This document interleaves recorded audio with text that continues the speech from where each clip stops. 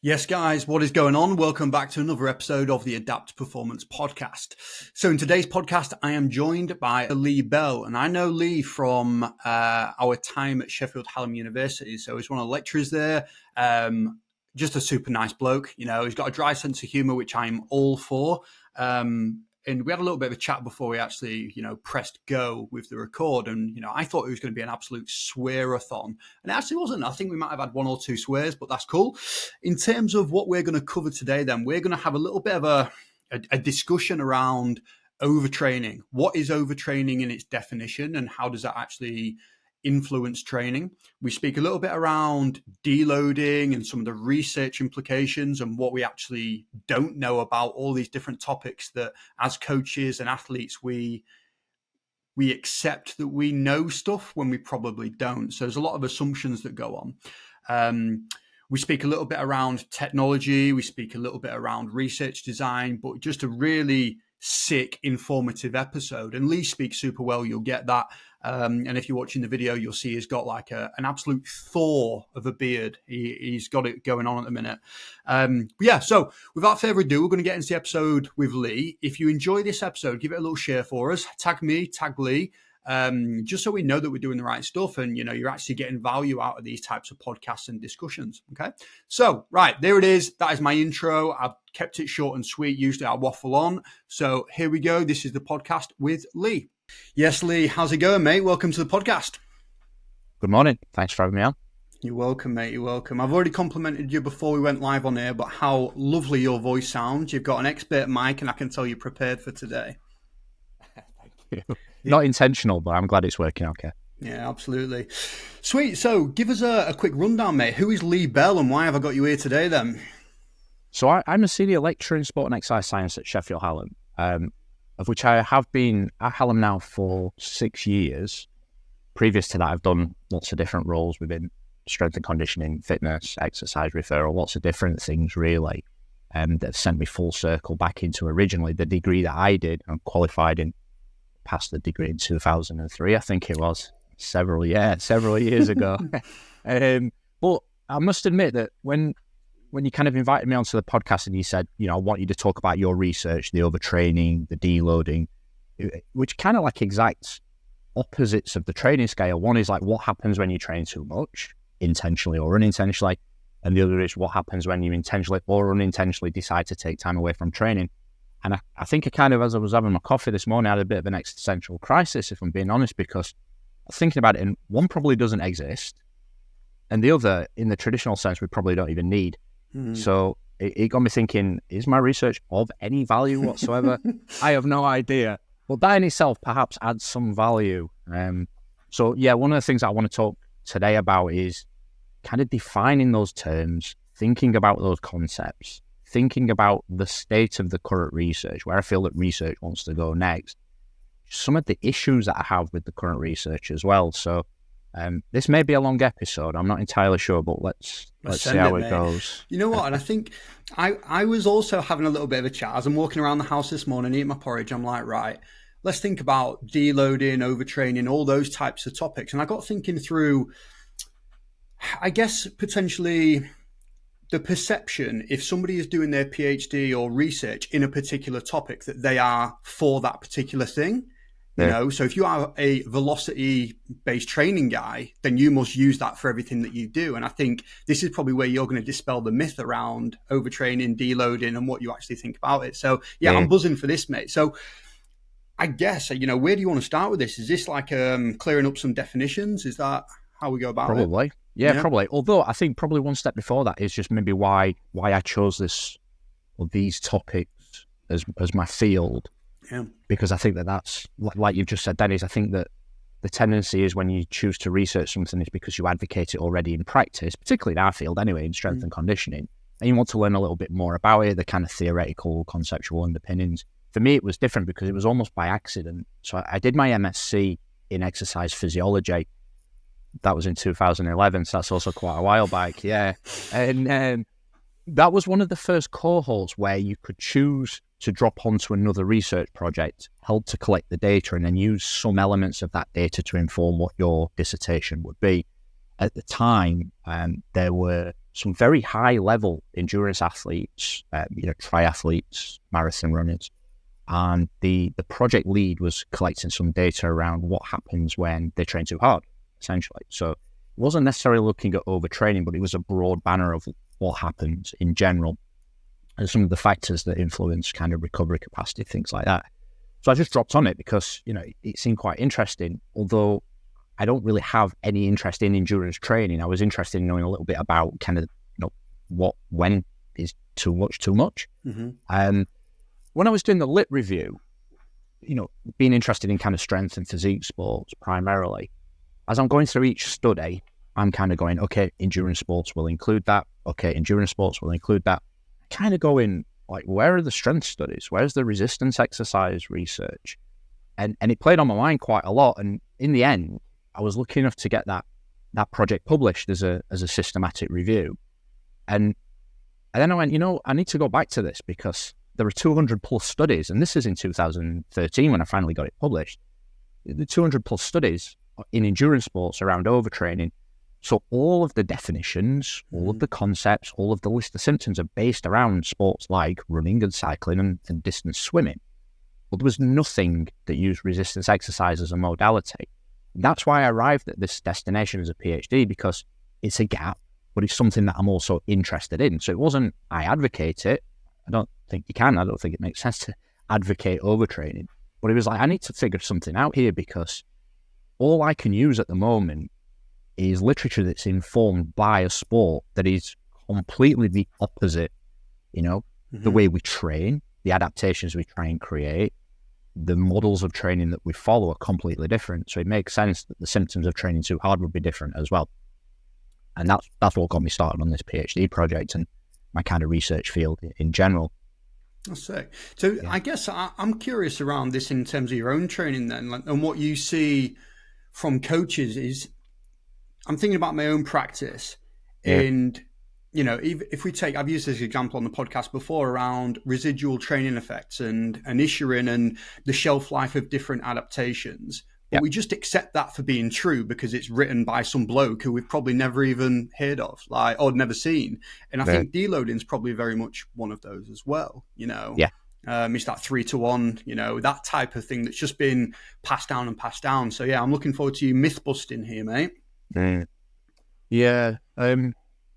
Maybe let's start with the overtraining, because I think that then gives us a starting point for trying to understand why we might need to deload, why we might not need to deload as well. So overtraining is a difficult word to understand because it has multiple meanings. It has different meanings within the peer-reviewed literature, even right up to the ECSS, ACSM Joint Task Force Consensus Statement, which is where a group of experts have said, right, we need to define the concepts, we need to talk about the symptoms, and we need to talk about how we can avoid it or recover from it. Even the literature, or even the language rather, that's used in that text is broad, it's vague, and at times is kind of paradoxical. But then when we go on, social media, I love social media for research because it tells me what the coaches think the terms are. And when we talk about, when we see infographics around overtraining, it's always cast with a negative light as such. So, let's talk about overtraining as a process and then probably as an outcome. So as a process, overtraining is a verb. It just means training above recovery capacity. So we could do that intentionally. Maybe we have a phase of training, a cycle of training where we go, you know what, we're not competing for a while. Let's just ramp up training. And typically that's to create adaptations based around a dose response. So muscle hypertrophy or strength. Yeah. We might do it unintentionally because we decide to change our training at the last minute. We do too many sets, or it may well be that, stress is stress. We are trying to maintain our current training levels whilst trying to manage assessment deadlines, long work hours, minimal sleep. So that can have an effect on our recovery capacity. So overtraining is very much a process. As an outcome, what we need to talk about firstly, I guess, is the overtraining syndrome. So that is what happens when you train too hard or you limit recovery, a combination of the two. it's called a syndrome because it's multifactorial, and it is a very complex medical disorder that needs a medical professional to diagnose it. So in that task force document, it has quite a long flow chart of questions that you need to ask your athlete as a medical professional to arrive at a destination of saying, yeah, we need to diagnose you with overtraining syndrome, and this is what happens next. And there are a few checkpoints there where actually you need to be training very, very hard, very, very frequently to even deserve to be asked the question to whether you have overtraining syndrome. Now, again, in the task force document, and when we look online and when we look in the published research, the overtraining syndrome is often shortened to overtraining, which then becomes the verb again. So we're using the same word to describe a process of training, which might be a good thing or a bad thing, and a medical condition, a complex one, that is clearly a bad thing. So even in the language that we use, we kind of need to be aware of the context of it. And that's why there have been attempts in the past to redefine the overtraining syndrome. So, the unexplained underperformance syndrome, that was one from, I think, around the year 2000. Didn't really catch any weight outside of the UK. But it was an attempt to kind of just go, look, overtraining is the process. We need to think about the medical disorder. And quite recently, there was the paradoxical deconditioning syndrome, which is a little bit of a mouthful. And, again, unsurprisingly, didn't really catch on because the word overtraining is now ingrained in our training psyche. So, for me, the initial stages of the PhD were trying to unpick that language and also try and kind of gather what coaches understand that to mean as well. Mm-hmm. So I think one of the things I picked out from there, mate, which I thought was really interesting and probably doesn't get spoken about enough, is you've got the training. Okay, that's great. You've got a training load. You've got the recovery aspect of it. Then you've got this whole other 23 hours of the day of life. Okay, you've got assessments, you've got kids, you've got stress, and how that itself is putting into that concoction, that mixing pot of issues. And that's something I've definitely toyed with as a coach. Like, where do I sit with training? Like, do I want to overcook it? Do I undercook it, knowing that there is going to be so much other stuff going on? And this is different athlete to athlete, team to team, and sometimes you have more control over those things. But I thought it was just worth highlighting there how multifactorial this thing is. Oh yeah, definitely. I mean, one of the things that we are looking at now, and I will probably spend the remaining part of my career trying to analyze, is that inter-individual variability. We know, don't we? You know this as a coach. I know it as an academic, that you can give a number of people the same training program, they'll respond differently. Some will just soak up volume. Some can just tolerate it, and you can keep giving it to them, and they're like, coach, just keep training coming, and they respond positively. Some don't respond positively, but their personality is that they want the challenge. So it's understanding the kind of psychophysiology of the athlete. And again, we see that in our research so far, where, athletes are coming in the gym and kind of saying, the previous day of training has really beat me up. Like, I really feel sore, and I would normally have a light day. And you go, okay, well, that's kind of tough because you're doing a tough training session today anyway, for the sake of science. So, you do your kind of pre-testing, and you realize that the counter movement jump hasn't decreased. So even though they're reporting soreness, they're still jumping as high. Neuromuscular activity is still on point. We might do some kind of heavy potentioative lifting. They seem to be moving quite well. The velocity measures are saying, yeah, everything seems to be okay. And then they'll complete a better training day than they did the previous day. And, it's not being led by the perceptual element of training or using our experience as a coach to kind of just go, look, I know that you're a bit of a complainer as an athlete. I know you're going to tell me you're sore, but look, you're in the middle of a really hard microcycle. That's almost, in a sense, the purpose of it. The purpose is to try and invoke as much adaptation as possible. And unfortunately, muscle soreness comes with that and tiredness comes with that. But look, in a few days' time, you then get to take a few days off. We can decrease your overall training stress. And let's keep our fingers crossed that we'll then see, big rebound effect. And that positionality is just as important as understanding the athlete's personality, because we're not going to start to have, we're not going to double volume for a microcycle right in the middle of a competitive season, because we know that soreness will potentially affect performance on the field or on the court. So there are two things there where it comes down to, I think, pragmatic coaching is understanding the athlete understanding the positionality within that annual plan and kind of marrying it all up, like using our experience. And that's, I was having a discussion the other day, mate, around AI and its role in the future of S&C, and I feel like AI is going to help coaching in a lot of ways around data analysis, that type of thing. It's going to kind of free up time so that coaches can do what they do best and, buy-in and the online coaching word of accountability and all that type of stuff. And that's one right there is like actually just having a good understanding of the person. I don't know if AI will ever get to that point where it can decipher those things. Maybe it can, maybe it can't, but it's that gut feeling element, isn't it? It is. I think that, and I'm sure you've done the same. You plug a few keywords into AI to see what kind of program comes out, and you're like, actually, it's not bad as a basic program. But it's then, how do you inform those acute decisions that need to be made on a day-to-day basis? You can't purely just do it off the objective data. You can't do it just off the subjective data.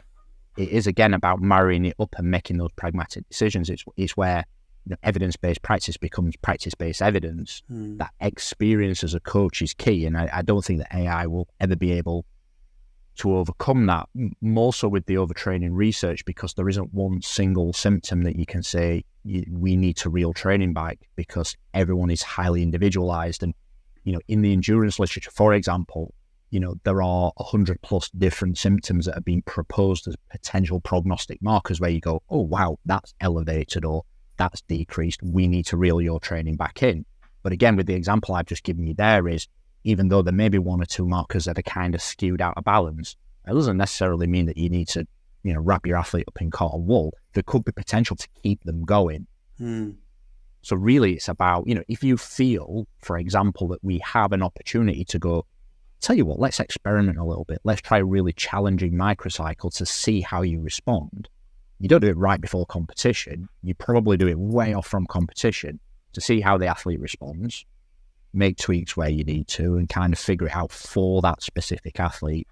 Don't think AI will ever figure that out. I hope not anyway, because then we're all out of the job, what right? What are we doing then? You could be a beard model, mate. You've got that coming on. Yeah, thank you, mate. Yeah, definitely. It's coming through. Mate, and that's, I was thinking then, so I did an internship in America maybe, I don't know how many years ago now, let's say 10 years or whatever it was. And the guy who I was kind of interning under is called Matt, and he just loved training, probably to the point of his detriment, actually. Yeah. But, we got chatting around, stuff we were good at, stuff we weren't good at. And we decided that we were both shit at pull-ups, and we were like, right, okay, by the end of this 6 weeks, mate, we're both going to be sick at pull-ups. What it ended up being was very much like I'm not going to say alpha males, but two people that are competitive, just bouncing off each other. So it was like, right, we're going to do pull-ups every single day that you're here. We'll start off at 50 a day. You'll have one day off a week, so we'll do Sunday because I used to stay at home. And then before you knew it, so the first week was 50. We climbed 20 every single week. So it went 70, 90, 110, 130. I think we got up to 150 a day.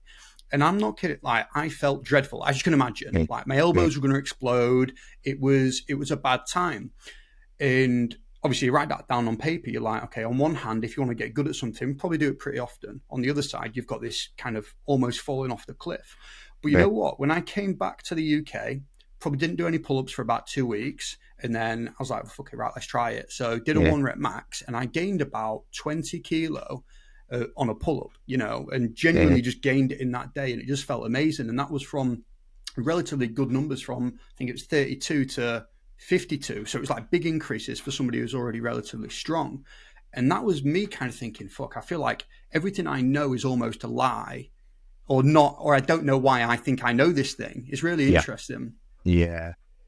So I think, typically when we're taught about effective programming, it's always, specificity, progressive overload. Of course, exercise needs to be specific, but progressive overload is not the only approach to improving performance. So in my mind, when I think about progressive overload, what I think is we train, then we recover, we adapt, we improve, we train again, and we're better.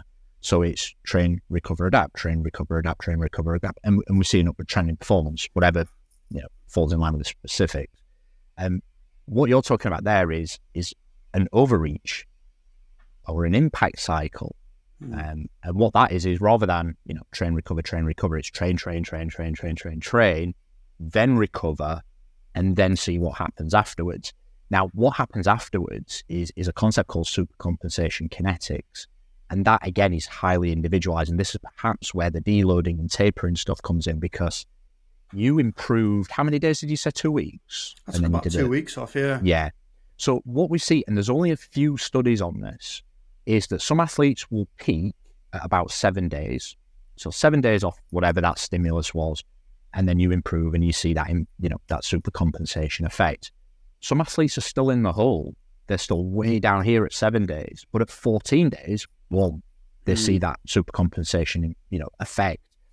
So then it's kind of like, well, actually, it's not just understanding the training that you're giving to the athlete, but it's understanding then what type and duration and magnitude of recovery is needed to see that upward inflection in performance improvement as well. So to kind of I think my area is quite niche, but in order to understand it, lots of different things are all funneling into this variability in response again. So where do you see the future of that then? So you spoke through, some athletes being in the hole. I took a little bit longer and then eventually came out of it. What's the future here? Like, how do we better inform our practice, do we think, to get that point right? I think experience as a coach will always be primary. I don't think you can ever try to remove that. And again, that's why a lot of my research focuses on speaking to high performance coaches and saying, what is it that you do? Because I want to take that to the lab. I want to work out why it's working to see if it can be refined, not, what some coaches perceive an academic researcher to be, which is, the white lab coat on doing nerdy shit and then going, you've been doing it wrong. You need to do it this way. And I'm like, I've coached world champions, you not, so it's using that as a starting point.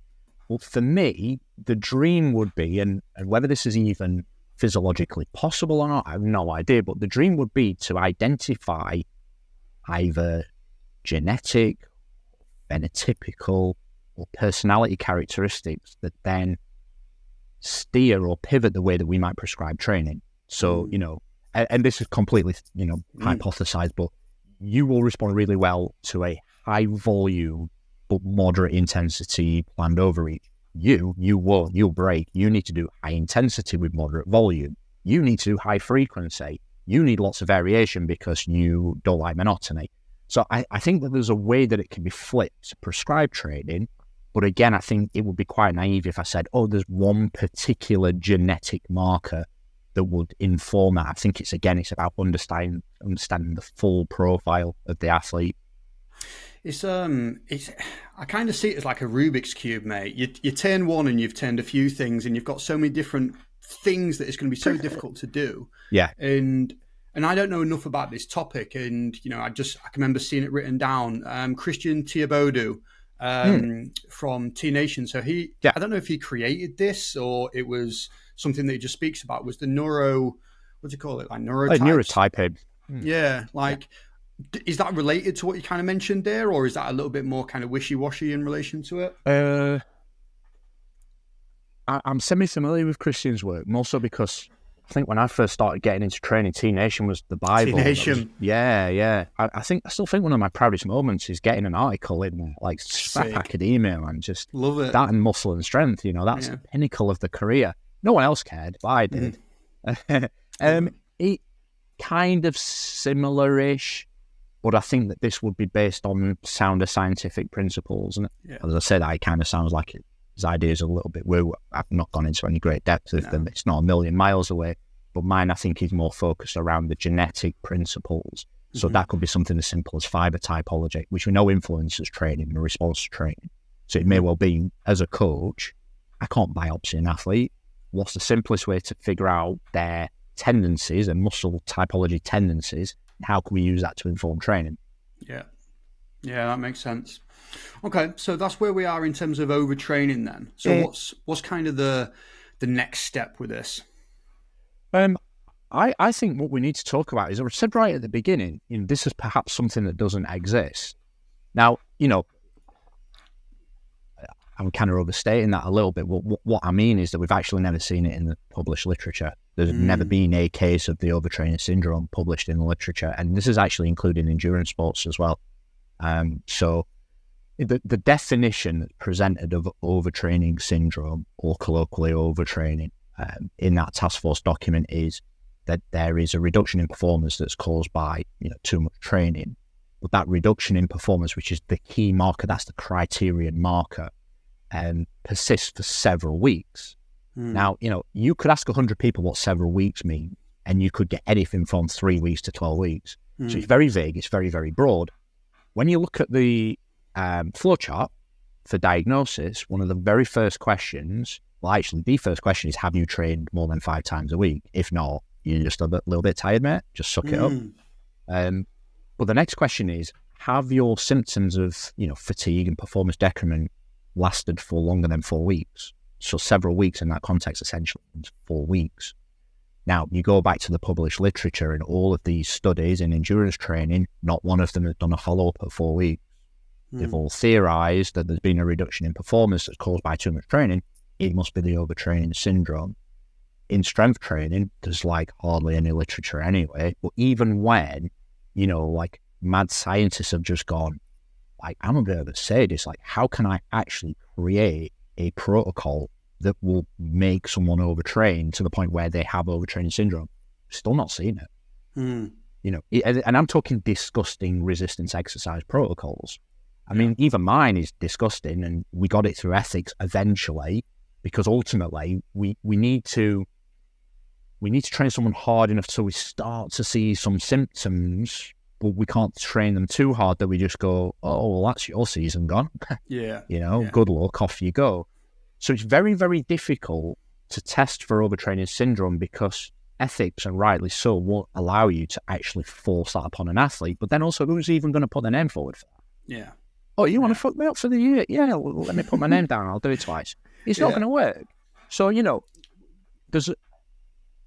most of the protocols are quite heterogeneous. They're all over the place, and there's lots of different attempts. And some of them are awful. There's one that was 3 sets of 8 on a few exercises twice a week. And that's not an intentional, that's normal training, mate. That's a light week. Yeah. But then you've got, researchers, really cool researchers like Andy Fry and I've no idea how he got it through ethics, but he was working out what an athlete's 1RM is on a modified leg press, like a back squat. And he was doing that 10 times a day. So 10 rep maxes a day for 14 days straight. Yeah. And then, the first time I read it, I was like, there's a typo. There's something not right with this. Then he started using the same protocol again and again. I was like, this is sick. This is brilliant, But guess what? Not one athlete overtrained. They all had, short-term reductions in performance. Is that not common sense? I think most people would break after a day or two, but, oh, look, your performance decreased. But then we don't know what happened afterwards, because there was no 4-week follow-up. Yeah. Yeah. So I tell a little bit of a lie in the sense that there was one study where they did an interview, a follow-up interview, and they were just kind of like, how do you feel? Feeling it shit, if I'm being honest. Oh, that's overtraining syndrome. You're like, nah, you can't diagnose a complex medical disorder via interview. Yeah. Okay. So with that then, what's your protocol at the moment then?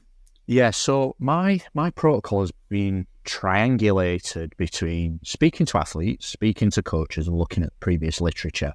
And when I first started talking to coaches, it was just before COVID hit.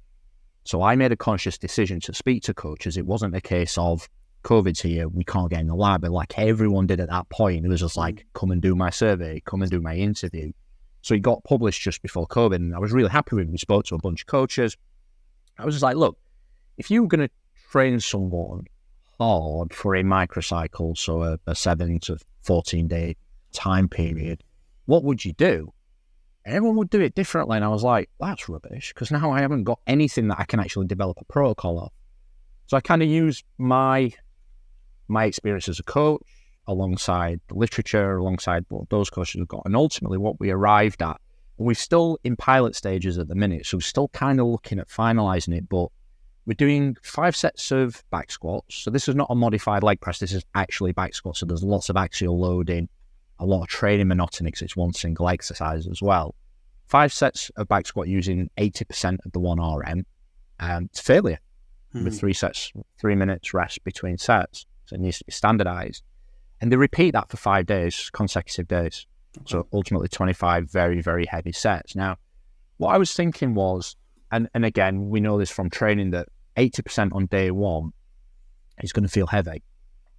On day two, that 80%, because of fatigue, is probably not 80%, might be 82%, might be 83%. And we wanted to keep the load, like the demand, consistent. So we're using an auto-regulated kind of daily 80%. So, we're using a GymAware to measure the velocity of 80% on that day one, which, so far for athletes is coming in at like kind of 0.7-ish, give or take, 0.75. On day two, we then get them to lift the same load, and if they're moving it slower, we take a little bit of weight off. Or, as magically seems to be happening on occasions, they're coming in, feeling beat up, but moving the same load faster, and you're just like, why are you sighing so hard? Yeah. Because again, humans are complex, right? Yeah. So then we're adding more load on. We're keeping the level of intensity the same across the 5 days. Now, originally, we wanted every set to be to absolute failure. Ethics, as you can imagine, had a bit of concern. So we said to repetition failure.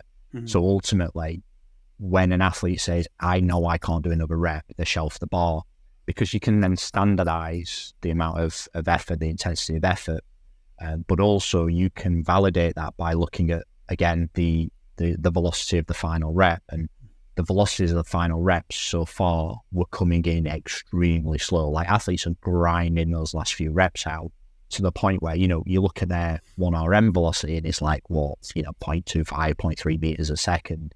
These guys are down near like 0.21, 0.22 on a final rep. So it's like they're glitching, they just can't quite, So we were happy with that. But, when we piloted that in the early stages, it was just a bit too much. And I had concerns that we were perhaps running the risk of loading injuries.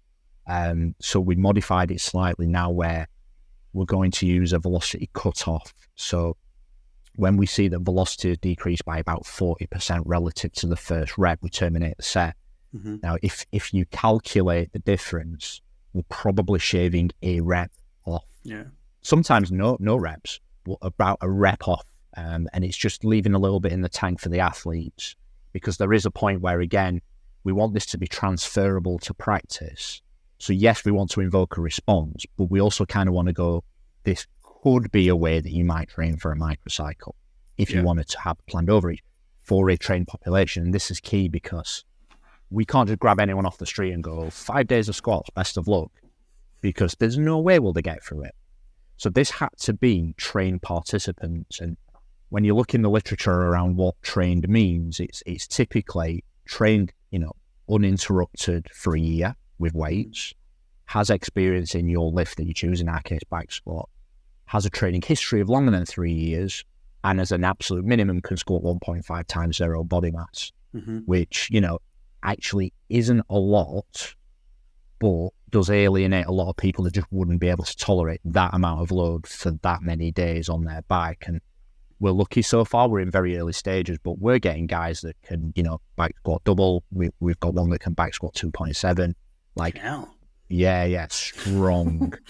So the results I'm really happy with, because it doesn't fall into the trap of, actually, the only participants we have are undergraduate students. We need to do this on untrained people. So this will be one of the first studies where we're actually using people that train like this. Sick. That's really interesting what you're saying around like loading related injuries and like overtraining in itself, and you're constantly pushing and you're pushing and you're pushing. It's finding that it's that knife edge, isn't it, between, okay, are you pushing yourself to the point where performance starts to decrease? I think for me, I probably just wouldn't get to that stage. I'd break, I just never would be able to overtrain, I think, because my knee would give out, or I'd break my hip, or whatever would happen. It'd just go. So I guess in that, have you seen much of that in the literature then? Is there any kind of documentation around like injuries and like thoughts on that? I mean, take overtraining out of the equation. If you look at injuries in strength sports, per 1,000 hours, they're much safer than, your typical kind of contact sports and intermittent sports. It doesn't mean that injuries don't occur, but injuries in themselves are very multifactorial, and I think it would be very reductionist to just kind of go, it was because of the load that you got that injury. There could be all sorts of different factors, but there's no research on it. But again, I think, let's take our heads out of the research and let's, ask people, when do they tend to get injured? It's when they're training too frequently and not recovering. So I think that, protocols like this, there will always be an inherent risk of some kind of loading related injury. Things like tension-based headaches because of the bar on the trap for so long, lower back injuries because just the sheer amount of load going through the spine, the axial loading. We could have quite easily done this on a leg extension machine, but who overreaches on a leg extension? No one, Yeah. So it's about trying to think about all of these different factors, trying to control as many variables as you can, but also making sure that your results are transferable. Otherwise, they have no value. They become very, very mechanistic data, and we kind of move past that from a training perspective. Yeah, no, that makes a lot of sense, mate. So what is it then so what are you analysing with your study then? So what are your markers of overtraining and how they're feeling, that type of thing? There's quite a few. We have our criterion measure is 1RM. So we have a baseline 1RM, and we actually do a load velocity profile with that as well, so we can test velocities at various stages as we start to move towards the 1RM.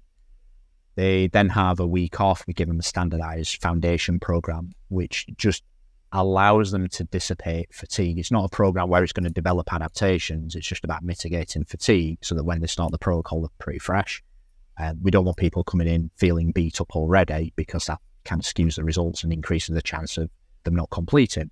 They then do the 5-day protocol, and then we measure them at plus day 7 to see if they've improved, plus day 14, and then plus day 28, because that will then be the first study that's looked at a 4-week follow-up.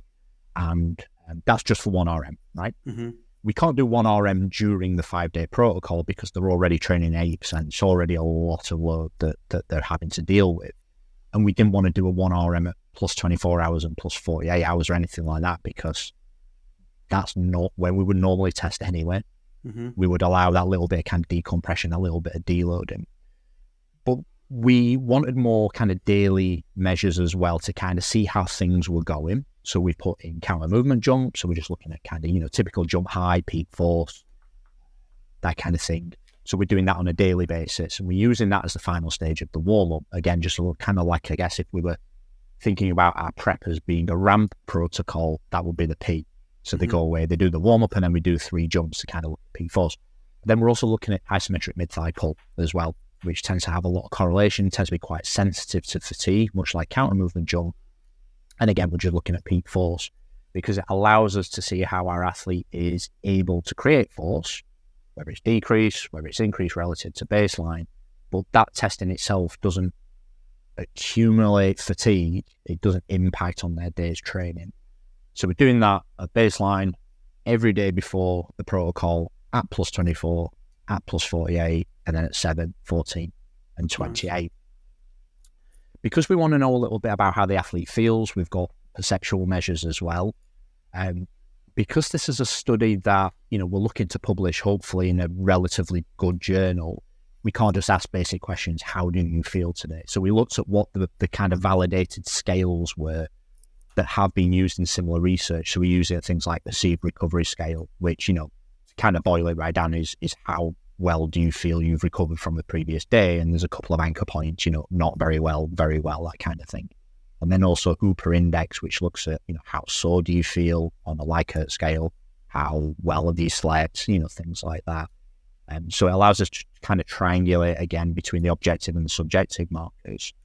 One thing that I was conscious might be a little bit too much, but we are trialing it anyway, is not to control dietary intake, but to observe and record it. So we want to see what happens to athletes' eating behaviours, because we're already asking a lot from participants across that timeline. What we then don't want to do is go, here is your standardised diet, because come on, let's be honest, like people still have lives. What happens if he gets to halfway through the study and they go, coach, like I had a pizza and it said I should have had something else. Like, what do you do? Yeah. So we just said, let's record it. Let's use something like Snap and Go. Just take a picture of what you're eating, send it across to me, and then we could just use some software to analyze it. And the reason why I wanted to do that was, and firstly, let's think about common sense. If our athletes are not eating enough and training hard, they're not going to recover very well. Mm-hmm. Yeah. But also, one of the exclusion criteria for overtraining syndrome is that there is a reduction in energy availability and carbohydrate intake. Mm. So we then might be able to see, hang on, all those that are not improving their performance, the ones that are not eating sufficiently and the right sources of, the right macronutrients.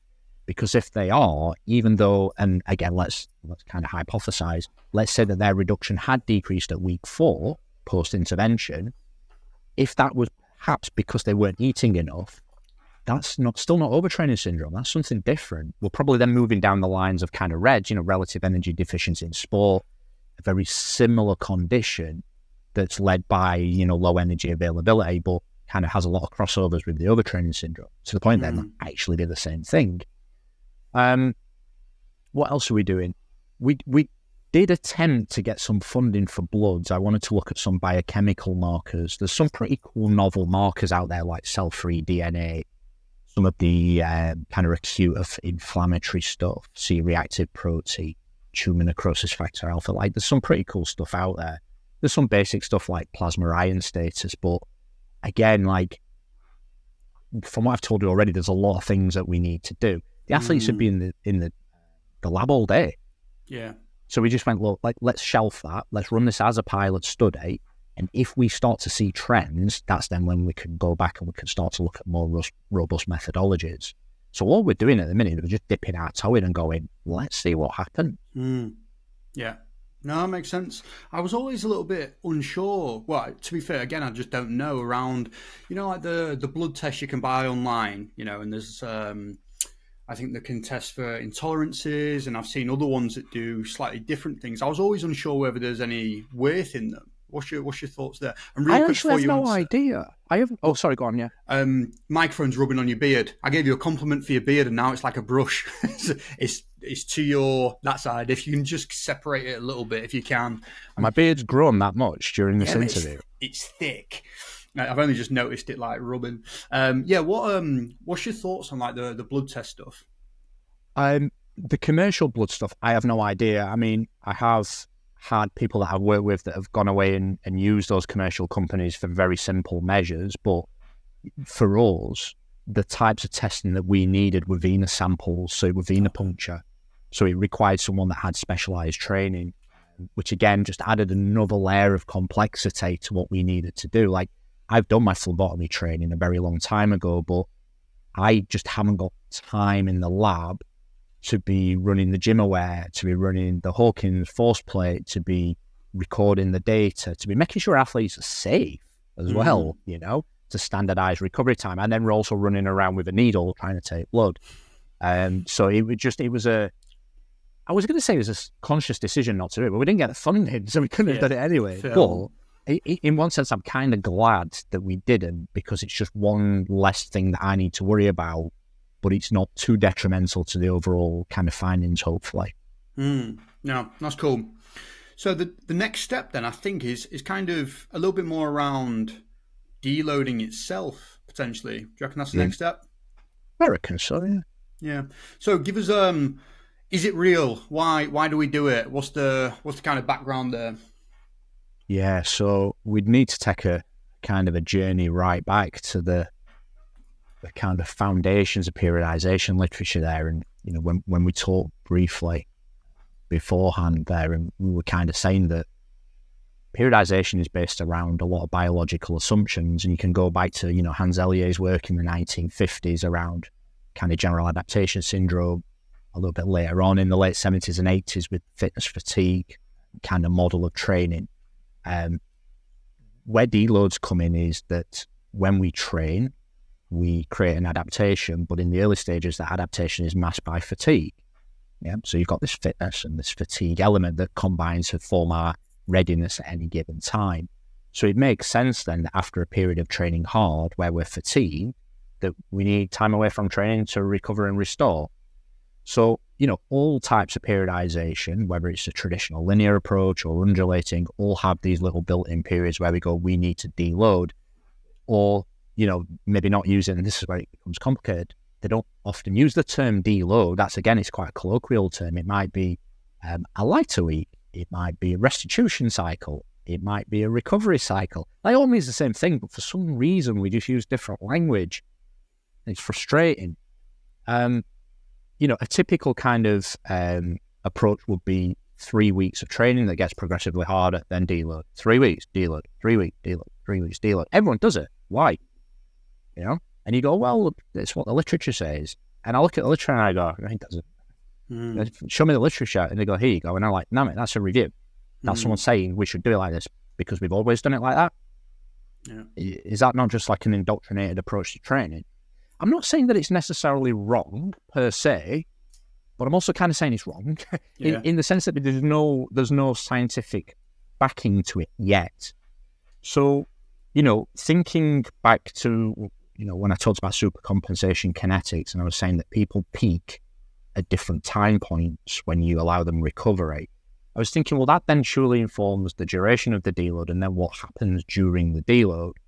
So this was nothing to do with the PhD. This was just, I was interested in it, and maybe at my own detriment. Sometimes when I'm interested in stuff, I start reading about it and then writing about it. And there were just no studies on deloading whatsoever, or any of the kind of like similar kind of synonym terms. So we created a series. I say we, there was quite a few researchers that kind of combined together to work on a survey study. We were asking athletes, do you deload? How do you deload? And these were all strength and physique athletes. We did the same thing with coaches. We interviewed them and said, do you deload? If you do, why? What do you think you get from that? If you don't, why not? If you do, what does your deload look like? How do you adapt to your acute training variables? And the idea is that then you triangulate it to form a basis for experimental work. We were conscious that if we were to just go, let's set up a study in a lab and use a deload, well, we don't know what a deload looks like. And if we create a deload using our experience, that's our worldview. That's our perception of what a deload should be. So again, much like with the overtraining research, you cast a very broad net and you go, let's ask the experts, what do you do? And now we'll test that assumption. Yeah. So far, there isn't a definition. There's not even a task force definition. So we've proposed a definition for the literature because it needs it. But also, once you've created a definition, it gets cited a lot in other papers, and that's never a bad thing as an academic, right? Yeah, who knows? And our definition was ultimately based around, intentionally reducing training stress for a short-term period of time to mitigate fatigue for the subsequent block of training. And the most important bit is our last bit, for the subsequent block of training. Because by its design principles, a deload is very, very similar to a taper. But the difference is a taper is always the last block prior to competition. A deload isn't. A deload isn't about improving performance per se. It's just about let's shelf that fatigue so that we can go again in the next block. That was our definition. Was you finding people approach them in two different ways? I don't know if that was covered in the actual survey, the taper to the deload, or is it very similar except for one has an end block, one doesn't? The survey is unpublished at the minute. We're just working on analysing the data, but the interview paper has been published. What we found frustratingly was that coaches used the term taper and deload to mean the same thing, which still in itself is quite useful knowledge to know that, again, a bit like the overtraining stuff, we use the same words in different ways, and it's not the same thing. And again, part of our attempt to create a definition was saying, this needs to be separated from a taper, because otherwise what's going to happen is a young coach that's inexperienced, right? My athlete's getting tired. What do? I go to the tapering literature, but it might not be the same thing. And again, let's look back at some of the tapering research, and there's quite a bit in strength and physique sports. And there are different ways that you can do it. You can use a step taper where you just go, let's slash at volume, maintain that new volume for a week or however long you choose to taper for, and then off we go. Or we might use a fast or slow exponential where it decays at a particular rate over time. People don't deload like that. They might just use the step approach, not the fast or slow exponential. So even though positionality is different, and it might be similar. It might also be very, very different in its design principle as well. So for me, I'm just like, why are we using the same words for two completely different things? Yeah, it's, mate, questions on questions on questions, isn't it? It's the smarter you get, the better the questions get, but they never really stop. I just wish I could figure something out one day and be like, I've done it, like I've completed sports science, but I just keep digging just a bigger hole. And I just need someone to just give me a hand and just be like, mate, just come on, you've done enough now, you've tried your best, you can't even define the words. That's lovely. I love it. Okay, so I guess one of the things I'm curious around actually is technology and its use in identifying overtraining, stress when a deload is needed. And obviously at the moment it's more commercially available. You start looking at Whoop, Aura Rings, all that type of thing. Where it's hard when you start putting price tags to things, because obviously commercializing things and people over-egg it. Does the research back those types of things in terms of being able to identify different markers? No. There it is. That's it. That's all I'm going to put out on social media, mate. And sometimes, mate, silence is a powerful tool. When I did my teaching degree, the teacher of that degree was doing her PhD in silence, and she could just use it so powerfully. And I just attempted to do that then by just not waffling on. It's like, no, silence. It doesn't, because what they've done is they've created an algorithm around a concept that we haven't figured out yet and we can't define. But commercial companies have somehow managed to create an algorithm that goes, you are overreached, you are overtrained, you need to take a step back today. And, I use a watch because I like to monitor my steps. That's all I really use it for, if I'm being honest. But mine pinged yesterday just saying, you're highly stressed, don't exercise today. All I'd done was walk from the car to the lab, So I think that there's potential to create an algorithm, and I would love to be part of that once we figure this stuff out. Don't get me wrong, perhaps where the money is, which is never a bad thing. I would love that to be able to be a valid and reliable algorithm that says, based around all of these different factors, actually, you probably do need to reel your training back. But how many times have people made training errors where a watch has flashed and gone, you're nearly dead, you need to not train today, and you've gone, oh, I've already got my training shoes on and I was off to the gym because I'm feeling quite good today. How many people have just gone, okay, watch, maybe I don't train today, and then done themselves a disservice because that would have been a potentially pretty cool session. Or likewise, that unfathomable concept of when we go to the gym, we've double scooped our pre-workout, we're buzzing, we're going to, we're thinking we're going to hit PRs, and then we just can't even lift the load. And we're just like, what's happened? Well, watch didn't pick that one up, did it? Yeah. So I think that we need to be, again, I keep saying pragmatic, but we need to use a common sense approach when we have wearables, because it's just one part of the puzzle that makes the jigsaw up. And it's only a very small part of it. The rest of the puzzle is basically us, our own perceptions around training. Yeah, mate, that's sick. And I think, you're right in what you're saying there around we don't know what overtraining is and we can't be clear on those things just yet. So this Garmin or this, what else is there? There's Apple Watches. I don't know if they try and do the same thing as much, Apple Watches. I'm not too sure. I'll be honest, mate, I'm not going to name any names because, if I get offered a bunch of money to figure this stuff out. So I love it. No, that's sick. So I guess I have one-ish kind of question then. Yeah. For the athletes out there that are kind of worrying or thinking around overtraining, deloading, what's the advice from Dr. Lee Bell then? How are we approaching things going forward based on where you're currently at with research? Trial and error. Yeah. And N1. That's the best way. There's such a variable response to all of this that go away and trial things. Mm-hmm. So if you feel that you are in a cycle of training that is highly demanding because you are trying to layer on as much stimulus as possible, if you're feeling sore, that's part of the process. If you're feeling tight, if you've got training apathy, if your sleep is starting to waver somewhat, that's all expected part of the process. That's not ultimately a red flag of, whoa, that's too far. It's fully expected. If you are trying to run a challenging cycle of training while also having, heavy shift patterns, family issues, you're moving house, you've got exams, that's probably not the best time.